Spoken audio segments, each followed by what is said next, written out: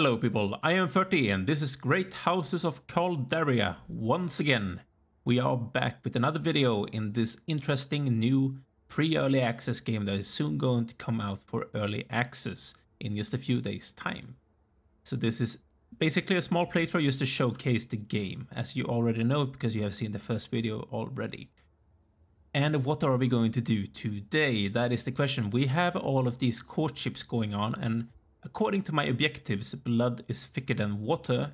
I need to propose a marriage and I need to arrange a wedding. And we also need to do something about this trade deficit of metal ore, but we are kind of close to not running a deficit, so that's a great thing. So if you could keep on looking here. One thing I do wonder is actually about the sound of the game, because I noticed it was a bit too loud in the previous video. And I am not entirely sure if it's to actually remove. English is difficult sometimes if I actually lowered the volume too much. But that's something you have to tell me in the comments if it's something that's bothering you. But we are gonna get right into the game. We're just gonna start it up and hopefully we're gonna get some marriages today. Marriage Simulator 1312 AD, or I'm guessing AD, but you never know. Court member request. Jacinta Nardi has arrived at Florel's court but doesn't know how to win Unai Florel. Unai, that's a nice name. Unai Emery is a football manager. And I'm talking about European football. Soccer. Pondering possible strategies, she comes across a group of courtiers gossiping about Unai Florel. He is really good at the economy. My diplomacy? No. No. Yes. Blends in well with the group and they insist he keeps their friend at court. Okay, awesome. That's actually really good. I knew it was a great idea going for someone with high intrigue. I feel like that's a good thing to do. So, oh, that's the trade. Right. One thing, we do have some new upgrades available. Threadwheel cranes, which would increase the amount of masons. What do masons create? Yeah, of course they create these things. Materials. That's actually a good thing. I would like to increase that. It also gives you a possibility of an extra wage level. Are there any other upgrades that we can make at this moment? Herdsmen, miners, scholars. I would actually like being able to upgrade the miners, because that's the only thing I'm actually at this moment in time running a deficit of. I already have upgraded this somewhat, right? Or did I? I actually don't remember. At 30%, that's only 57 days, and it would increase resource production with a lot, and it doesn't cost too much. So I think this is actually a great idea. So I'm gonna build this thing. It's gonna put this as a great deficit we can actually manage with it for so far. So hopefully that's gonna help us a bit with the deficit that we are running at this moment. This is basically Trading Simulator 101 as well as Marriage Simulator and Relationship Simulator all in one. It's like Victoria 3 with a bit more added on relationship wise and a bit less in the economy. Romina was told about the traveling theater troupe playing at Tumos. She decides to use the performance as an excuse to spend time with Ryan. Ryan Palante. Quite close in age actually, that's nice. The troupe Commedia de Calderia. Are they the only troupe in the entirety of the country? I guess that would actually make sense, this being the medieval ages, but still, it sounds a bit boring. Relentlessly ridicules the nobility while also poking fun at commoners and burghers. He watches the performance intensely and Romina has a hard time interpreting what he might be thinking. Comparing military, not a great idea. Praise their ingenuity. Comparing diplomacy, not a great idea. Comparing intrigue, that's a great idea. Okay. It does work out. Awesome. They're both infatuated. Hopefully we will see some marriage very soon. I would like that actually. Overseer. While overseeing farmers, Nardi has observed many harmful habits among the workers. Many days end with unfinished labor and wares are handled poorly. He thinks these unnecessary losses could be avoided and something must be done. My economy and my military, they're actually kind of average. I'm gonna try. To maximize productivity, he reorganizes the farmers. This mostly pays off through increased productivity, but some workers have a hard time adopting the new system, causing some discontent. Okay, we increase productivity for 90 days a bit. That's actually a good thing. However, were they upset about this? It doesn't seem like they're unhappy right now. So that's actually a good thing. I guess because he's actually kind of good with diplomacy, which makes them happy he's their overseer. Right. So, I would like to get into more, pardon me, get into some warfare and stuff. I guess that's further down the line where you start out the game, but still, I would like to just test all of the things, if possible. House Honorati wants to initiate a trade deal with House Nardi. This person has arrived at Girdrid to propose a trade deal to Im Heath. Okay. He thinks that Thurcio is only looking to make a profit with the deal and that it doesn't benefit Nardi as much. They give us grapes. Yeah, that doesn't... My economy versus their economy. I wouldn't mind giving them grain for grapes, but I would prefer a better deal. That's a lot greedy from them, and we do have better economy than they do. Social conflict. Interesting. Social conflicts represent several topics that have to be achieved through intense negotiations. They are presented as tactical combat between the negotiators. Negotiations are led by these characters, obviously. Continue. These are the topics that require negotiations. Here are listed topics: winning and losing effects, special rules, adjust the number of companions if auto-resolved. Okay.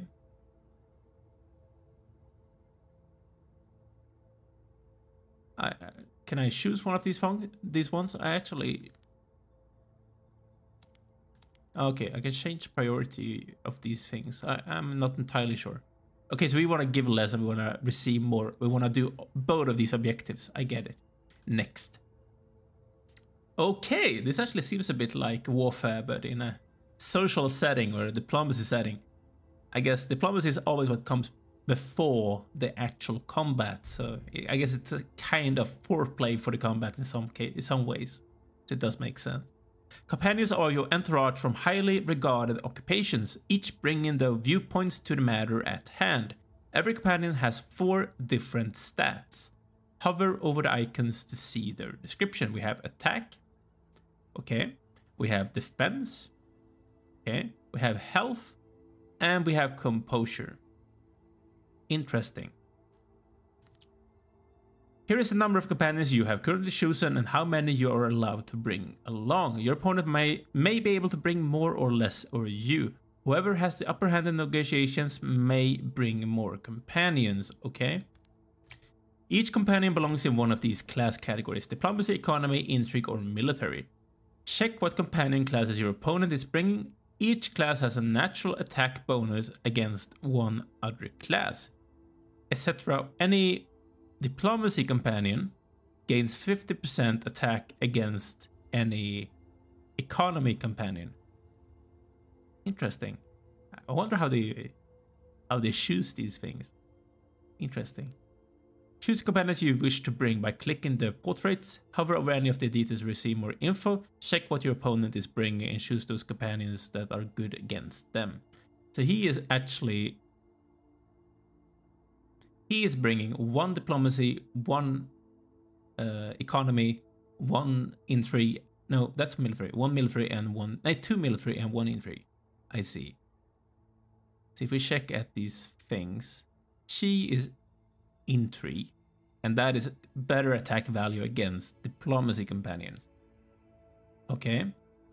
Military, on the other hand, if you can please tell me. Oh, it's actually telling me down here. Physician. Military attack value against intrigue companions. Fast attack. This companion is often quick to answer and used to leading a conversation. Refill. Lose all health. Connected allies receive 50% more health. That's actually really good. So he's good against intrigue people. He only has one intrigue person. This person is a level 3 though. So I guess he's better than the other people. He has more health, as we can see. He has slightly more defense than she does, for example. And slightly more offense than any other guy. So that he's actually good. We're gonna choose this guy. She's an accountant. Economy is better against military companions. And seeing as this guy has 2 military companions, we would like to have at least 1 economy guy against the military. Should I like write this down or something? I feel like I'm gonna not remember their bonuses. And this person is military better against intrigue. Diplomacy. Economy is better against military, and diplomacy, of course, is better against economy. Okay. So we... Right, economy is better against military. Would like to have at least 1 economy person. Preferably the better one. Okay. Fast attack, okay. Slow attack. He has more health. He's a higher level. Which... What does this mean? Does he have 2 lives or something? Is that what this means? It might be. I want this position. He's better against intrigue. He's also really good. He's a level 3. I think that's a good thing. He has a lot of... Yeah, okay. Right. And I also want at least 1 economy guy. At least 1. Military guys are good against who? Intrigues. I would prefer not to take any intrigue people with me if I don't have to. She is the only intrigue that I have, so probably I'm gonna leave her home just to disregard the fact that they're really good at fighting against them. So I guess I'm gonna just take the other 5 people. Except her then, because she's bad against their military guys. Okay. So, right. Military is good against... Please tell me. Military good against intrigue. Economy is good against military. Diplomacy is good against economy. And economy is good against military, as I said. This is a lot of things to remember. Hopefully they tell you inside the fighting as well. Because otherwise I'm going to have to write this down. Or maybe make a guide or something about how to do social conflicts in this game. Then that should be an idea. Continue. Actually, one thing I realized at this moment is I'm actually not recording. Actually not being sure of how much time I've taken with this recording. That's interesting. Click confirm. Here are the negotiation fields. Each of them has a different topic. Auto toggles auto move for all friendly units, retreats all friendly units back into reserve. Hover over any of those icons to see the tooltip of their winning and losing conditions. Oh, we have 2 different play fields.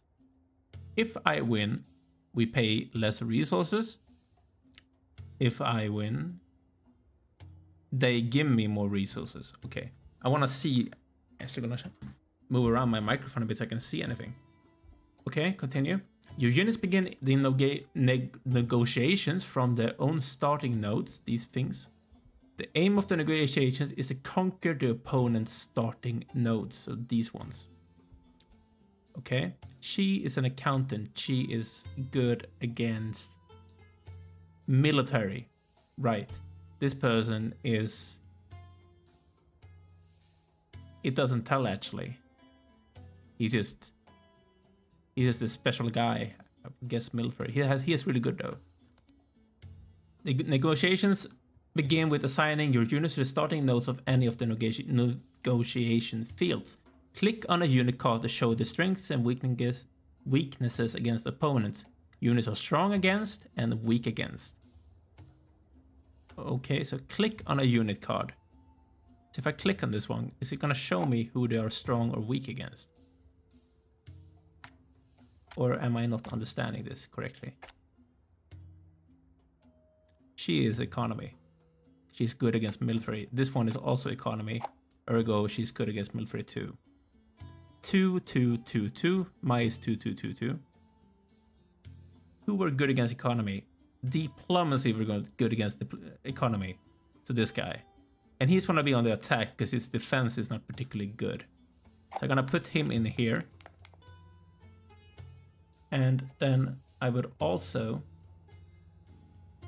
like to have this person here is a military guy. And against them is the economy good. Guys good. Yes, they are. We only have one of them. She's not particularly good though. So I would actually like to have like a... We have 2 economy guys, of course. She's gonna get double her attack score, 50% more, so basically 3.3 attack against this guy's defense of 2.9. She's having more attack than he has defense. I guess that's a good thing. But this guy is actually really bad at defense. We need to attack him. He's not supposed to attack us because he's really good at attacking. And my person is incredibly good at attacking. That's actually insane. I'm actually gonna put him on here. And please, can I change this thing here? And I'm also gonna put in... yeah, this economy person in here. Wait, so... I think that's a good thing. I'm gonna put this on just to make them sure that things happen. Once units are on the start nodes, you may command them to move to another node on the negotiations field. Units engage in negotiations with opposing units connected to them. Units have to conquer a node as their own before they can advance to a new node. Okay. Characters and higher tier companions may have special abilities they can use during the negotiations. Abilities are activated by clicking on their icons.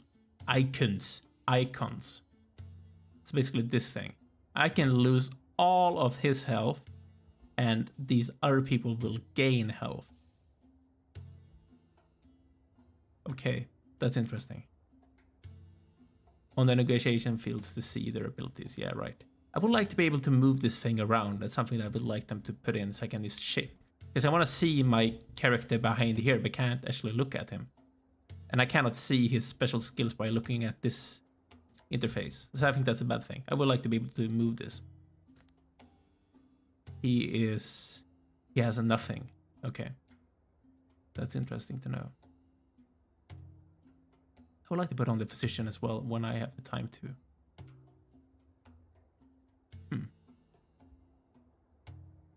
Okay. The negotiations may begin. Her defense is 2.2. His attack is 2.7. He's gonna make a lot of damage on her. They begin happening in real time. Okay. You can pause negotiations at any point by pressing spacebar. You may give commands even when time is paused. Units will perform the actions once time continues. That's good to know. Okay. Ready. Start. Oh, so I want to put on probably more people just to make sure that we keep on. This guy is getting here. He's a military guy. This is a diplomacy guy. Military is good against diplomacy, right? Or is no, intrigue is good against diplomacy. Oh, that's good to know. I probably want to put on... He's not focusing at this moment on this place. He's focusing on this place. The thing is, if I get my guy into here, he's going to be attacked from 2 sides. That is not particularly good, actually, when thinking about it. So I would like him to get here first, actually, so I can kill him. But I would like to have an extra person in here. I'm going to take the... His economy.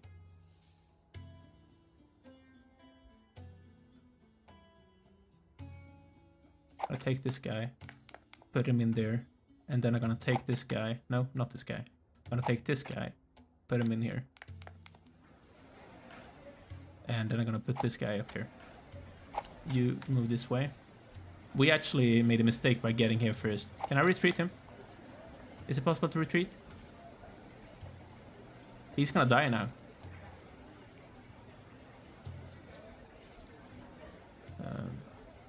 We're gonna win this thing easily though, so that's a good thing. but we're gonna need to be able to attack this place as well. We won this thing. So if I pause this now, I won this easily. Now I have these extra guys available to use on this place as well. That is good. Now, what do I want to do with it? He's gonna die soon. Basically, I would like to retreat. That I got into this place first was actually a mistake, because he can attack me with 3 people at the same time. That is not particularly good. Especially seeing as this is one of my better people. Right. I would like to be able to put in someone with high attack value, as well as someone with a high health value. Okay, I'm gonna take off auto move just to be able to make sure things happen the way I want them to happen. So basically, okay, he killed this guy. And now he has no one else to put in except this person. I'm gonna put in the people I still have left here. Okay, so we are attacking her now. Good. And now we're gonna kill this next person. And he's gonna be stupid and put in that last person, and we're gonna kill him. And basically, when this is done, I'm gonna put on auto move just to be able to make them to take over the rest of the place.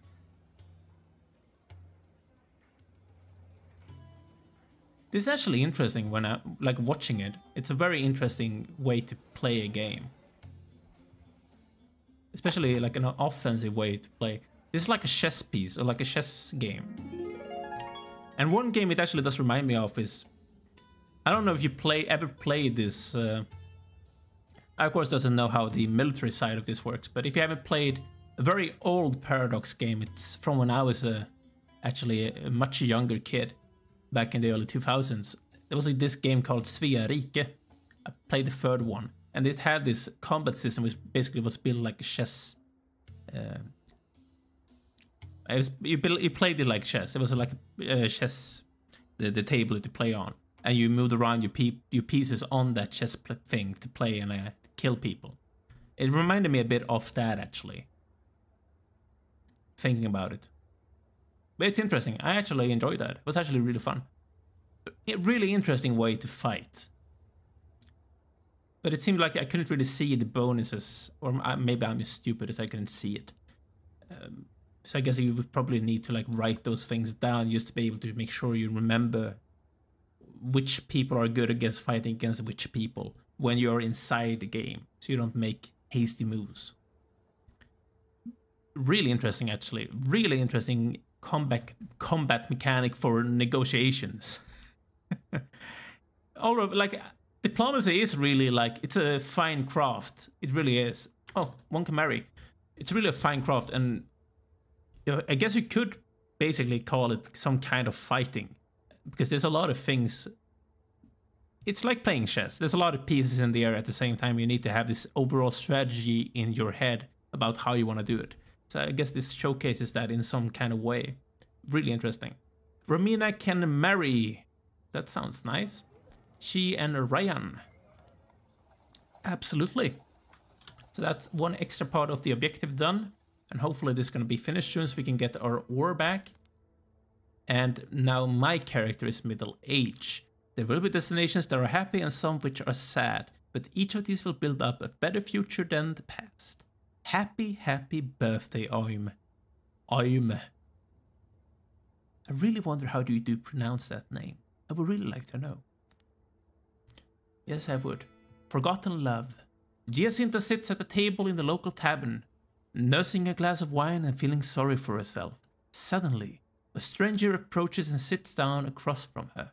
Giacinta is immediately struck by the stranger's unusual appearance and demeanor, but despite her initial reservations, finds herself drawn to the stranger and they begin a conversation.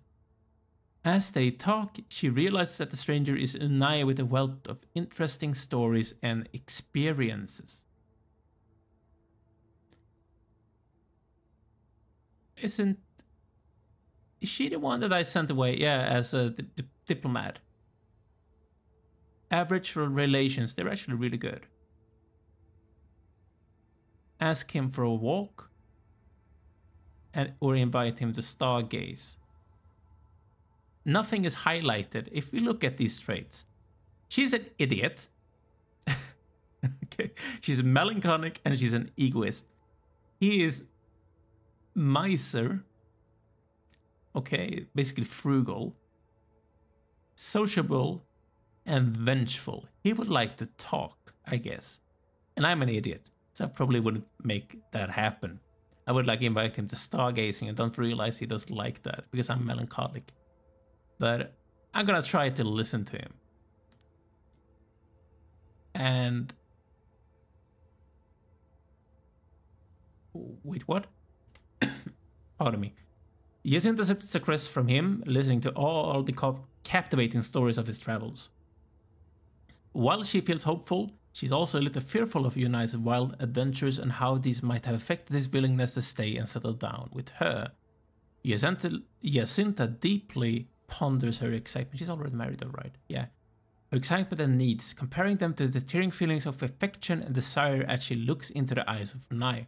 There's an awkward silence for the rest of the night and they return home separately. She is longing for love and she's dissatisfied. And she's shamed because she's being attracted to this much older man while being married to a much older man. Okay. Well, that's awkward. And Lucia has become a rival of Sabella. Is there a particular reason why that is, Sabella? And Owen became friends with Lucia. Okay, marriage proposal. Romina and Ryan sit across from each other at the private dinner table. Their eyes fondly focused on each other as they discuss the important matters at hand. They have courted each other and are now trying to decide which one of them will join the other family and reside in their fiefdom. I would like him to join my family, actually. Once they have resolved this matter, they will finally become engaged to be married. According to tradition, the house that will gain a new family member through marriage also promises to pay for the wedding expense. It will be a small wedding though. So 50 crops, 10 gold, 20 wine, and 5 materials. I would get an extra character, and it's actually really good. I would like him to convince to join us. It's going to be a social conflict again. Interesting. Try to convince him to join the house. We're going to get another social conflict, and that's actually really exciting. So, right, he's taking one of everyone, which means I can focus on taking the best ones for my fighting. I see. Meaning him. Also, meaning I want good people. The question is, which are the good ones? I think he has 2 lives, basically, so I'm probably going to take him too. I would preferably like having one of each skill, basically. She's really good at attacking. And then I guess I would have to go for the diplomacy guy, but he's not particularly good. He's okay at attacking, I guess. Not particularly good at defending, though. Bonus against economy. He's really good at defending this guy, not particularly good again at attacking. I'm gonna take the counselor. So I'm gonna take these 4 people. Hopefully this is gonna work out for me. Right, so she's putting in, or he is putting in 1 diplomat and 1 intrigue person. Intrigue is good against military. No. Intrigue is good against diplomacy. And diplomacy is good against economy. And military is good against this person. So if I put in 1 military guy in here, and intrigue is good against diplomacy, right? I want to put in her. Yes, I do. Romina is actually kind of average. Especially compared to Ryan, he's much better. Probably because of his military skill. Right. This is actually kind of a good character too. Look at him. He's really good. And I'm gonna put on auto for this moment. Gonna let them move out. Then we're gonna pause again, see what they put in. They put in this good guy, and they also put in an extra economy guy. And of course, economy is good against military. I see. Then I would probably be smart to put in my diplomacy person, and he's... I don't even know. I'm gonna just put in Romina against him. Okay.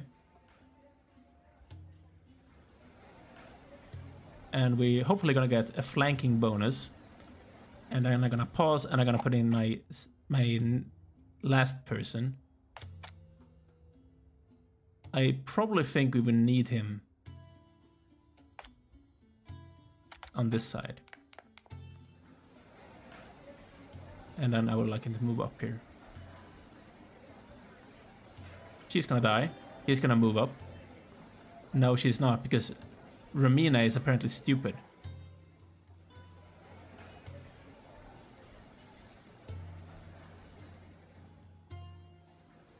I'm actually gonna... I need to be a bit smarter about this.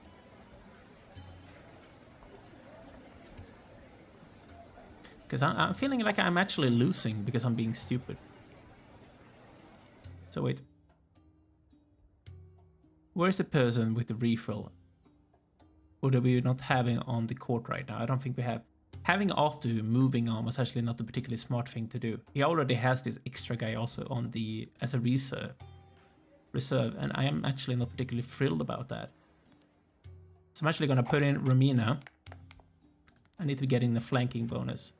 And she's gonna move up here. There we go. Okay, this is not good. This is actually really bad. Ah, I'm gonna lose. Man, I'm gonna lose this. Yeah, I am. I'm losing because he's... man. That was too bad. I lost. This should never be on. You're making too hasty of moves when you have this thing on. I moved in here, they killed my people one-on-one. I should have like 2 attacking on every single time. I lost. And we lost the person. We lost Romina. That's too bad. I guess you win some, you lose some in the eventful game of marriage. Nah, Jesus. Jesus.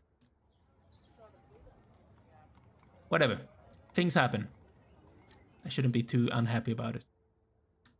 It's too bad that I lost one person to another family. We still need to arrange a wedding though, so that's a good thing. And they're actually gonna pay for it, so I guess that's the only that's the one good thing out of losing that thing. So it's not all bad. There's some good in it as well. Right.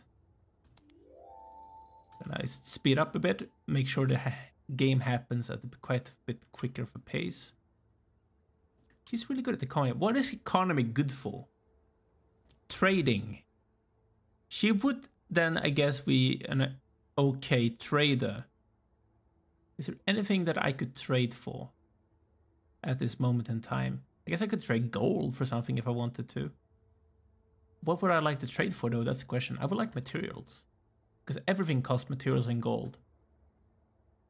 Or horses. I don't know. It's a bit of a conundrum. Isan is now elderly. Apparently 51 is the age to be elderly in this world. To capture his legacy, the portrait will be renewed. He's looking like a crooked old man. You have seen many friends and enemies, and you have experienced earthly burdens and pleasures. Aenum's winds will now carry you forward. Happy, happy birthday, Isan. That's cool. That's really cool. We're actually losing crops now. Basically because of the trade. We're paying too much in trade. Sabella is roaming the streets of Grodrid when she overhears excited laughter nearby. She searches for the source and ends up in a remote garden. As she walks, looking side to side, she notices blankets and wineskins on the ground. Walking a little further, she sees a naked woman giggling with a group of others engaged in an orgy. Oh. What what action should you take? Well, I wonder. Not this one. Maybe. Nothing is gonna work out, really. She's modest. Would a modest person... She's also blunt, though, so I guess... Well, I actually don't know. What is a low-key ability? What does that mean? Oh, she gets a lot of defense, but a lot less attack. Interesting. I guess I could try to join them. Or talk with them. I feel like talking with them is the more nice way to go about it. Huh.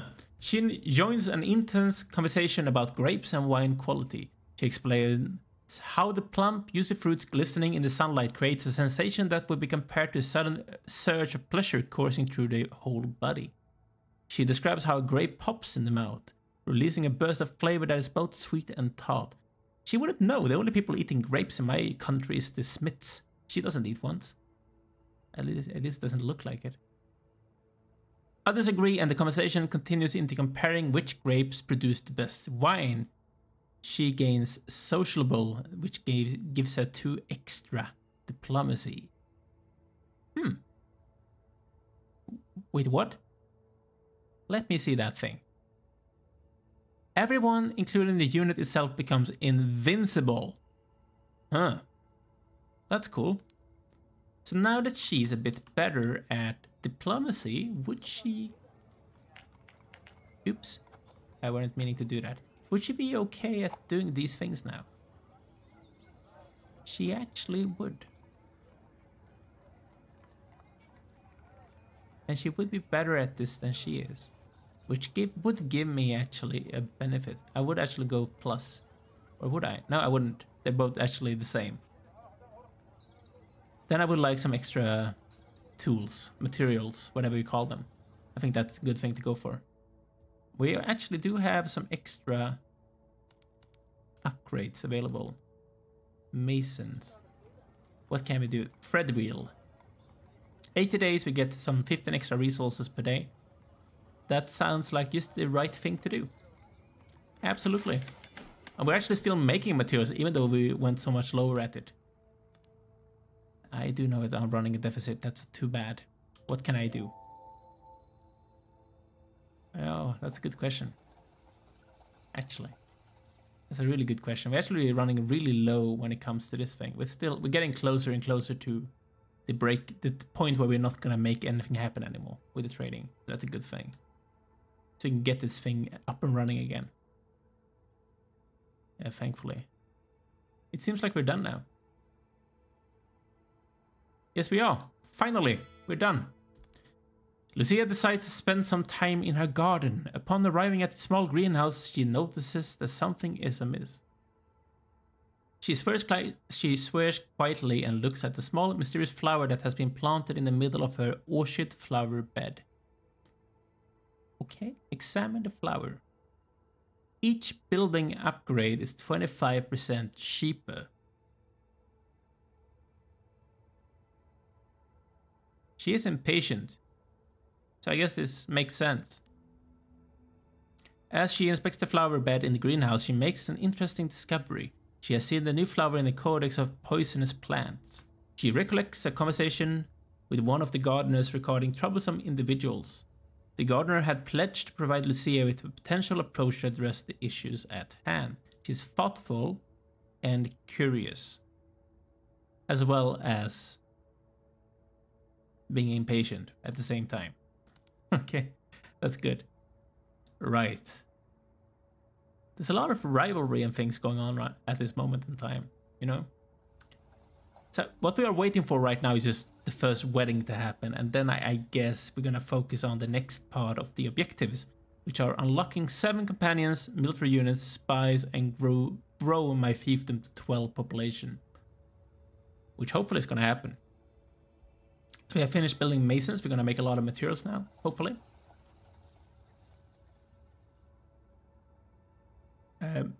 How about no? Yeah, how about it?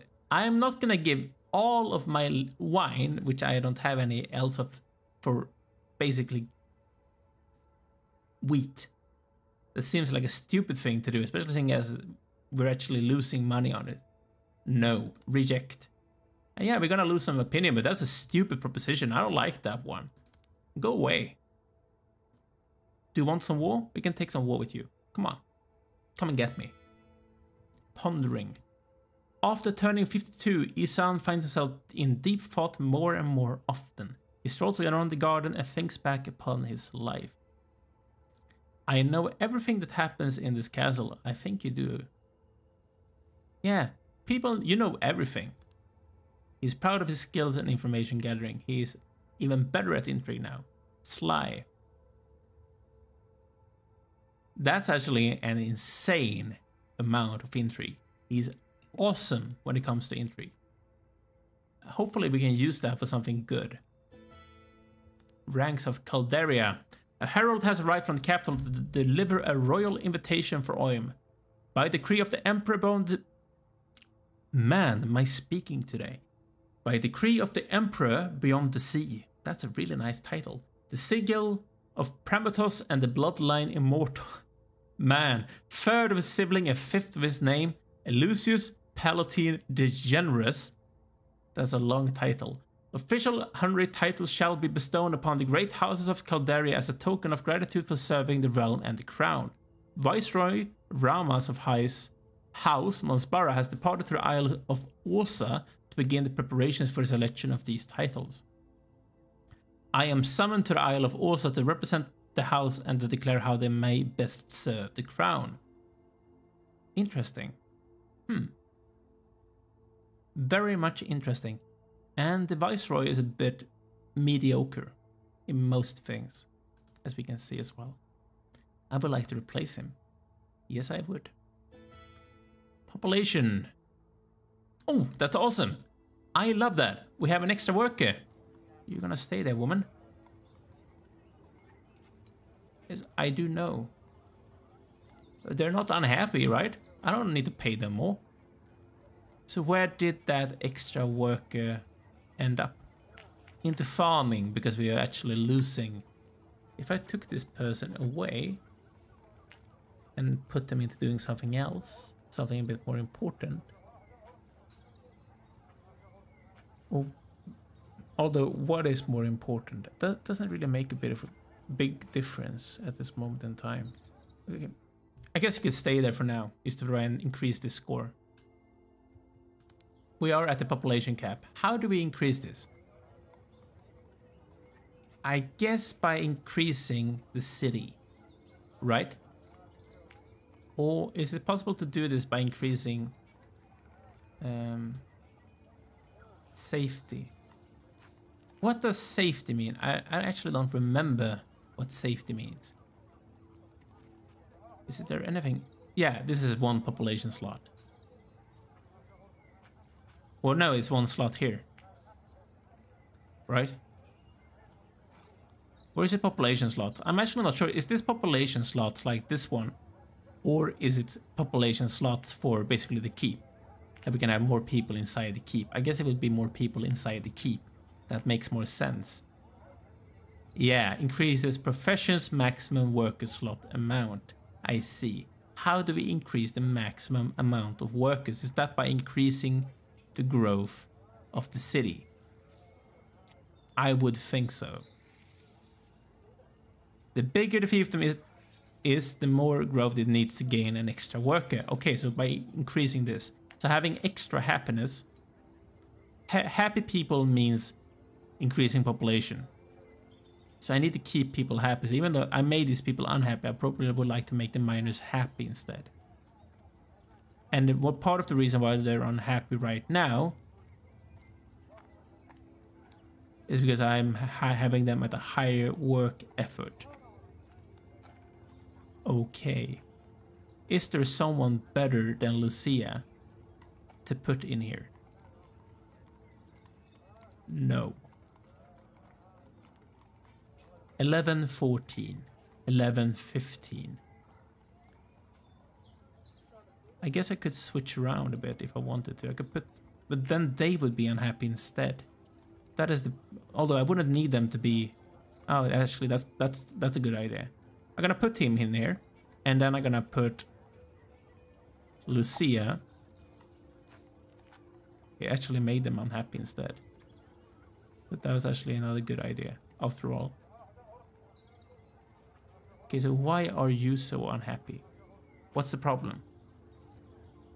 Farmers. Yeah, and this is actually a worse thing when it comes to the city growth because there's a lot more of them. So I'm gonna keep you in there, and you actually gonna stay in here. No, that's actually not the right person. That's the right person. Okay. Interesting. There's the most workers inside the farmers. I would like to keep them happy. Okay. That's actually the preferable thing to do. Good to know. Rank selection. Oh. We have begun his journey to the Isle of Åsa. Where is the Isle of Åsa? Here. That's the Isle of Åsa. I actually thought that said fudge for a second. It didn't. It's probably just me being hungry. Rank selection in 88 days. 0 out of 35, I guess, barons or baroness and countess and duchess and people have arrived. Interesting. So that's good to know. Save the date. Romina receives an old-looking letter. When she opens it, a shiver runs up her spine, noticing it was an invitation to an important celebration that she has now missed. My diplomacy? No. No. Absolutely no. That's really bad, actually. I guess I need to write an apology letter then. She became... It was cancelled. And she's naive. That's actually too bad. That's a bit stupid. Whatever. Things happen. So this is basically where my guy is going, right? Or is it? Is that my guy? Yeah, that's him. Awesome. Why did the population shrink? What just... Ah.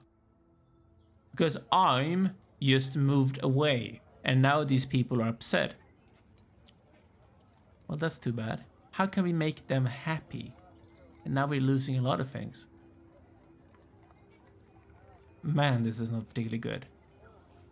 Romina, I need you to start working a bit. That didn't make any difference whatsoever. We're actually decreasing city growth now because of these people being unhappy. If we can move them around, maybe that would be a good thing.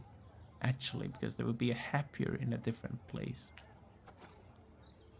But would we go with a deficit? Yes, we would. So that's a bad thing.